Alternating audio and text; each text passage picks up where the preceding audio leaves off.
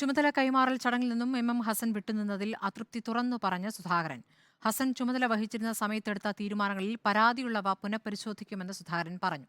അതേസമയം തെരഞ്ഞെടുപ്പ് പ്രവർത്തനങ്ങൾ മികച്ച രീതിയിലാണ് ഹസൻ ഏകോപിപ്പിച്ചതെന്ന് AICC general secretary KC Venugopal പ്രതികരിച്ചു.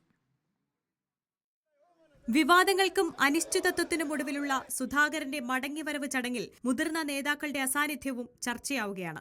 ആക്ടിംഗ് പ്രസിഡന്റായിരുന്ന എം ഹസൻ വന്നില്ലല്ലോ എന്ന ചോദ്യത്തിന് അതൃപ്തിയുടെ സ്വരത്തിലായിരുന്നു സുധാകരന്റെ മറുപടി. ഹസന്റെ ഒരു സാന്നിധ്യം ആവശ്യമില്ല എന്ന് പുള്ളിക്ക് തോന്നിയിട്ടുണ്ടാകും. പക്ഷേ എങ്കിലും അദ്ദേഹത്തിന് ഒരു പ്രസൻസ് ആവശ്യമായിരുന്നു എന്ന് ഞാൻ കരുതുന്നു. താൽക്കാലിക ചുമതലയിരുന്ന ഹസൻ എടുത്ത ചില തീരുമാനങ്ങളോടും സുധാകരൻ നീരസം പ്രകടിപ്പിച്ചിട്ടുണ്ട്. പരാതിയുള്ളവ പുനഃപരിശോധിക്കുമെന്ന നിലപാടിലാണ് സുധാകരൻ. അതെ, ആ പരാതി കിട്ടിയിട്ടുണ്ട്, പരാതി പരിശോധിക്കും. കൂടിയാലോചന നടന്നില്ല. ആ കൂടിയാലോചന നടത്താത്തത് പുനഃപരിശോധിക്കേണ്ട ആവശ്യമുണ്ടോ എന്നുള്ളത് നമ്മൾ പരിശോധിച്ച് നമ്മൾ തീരുമാനമെടുക്കും. അതേസമയം താൽക്കാലിക ആക്ടിംഗ് പ്രസിഡന്റായിരുന്ന സമയത്തെ എം ഹസന്റെ പ്രവർത്തനങ്ങളെ അഭിനന്ദിച്ച് KC വേണുഗോപാൽ രംഗത്തെത്തി. സുധാകരൻ KPC പ്രസിഡന്റ് സുധാകരനെ മാറ്റി റീപ്ലേസ് ചെയ്ത് പകരം ഒരാളെ വെച്ചതല്ലോ.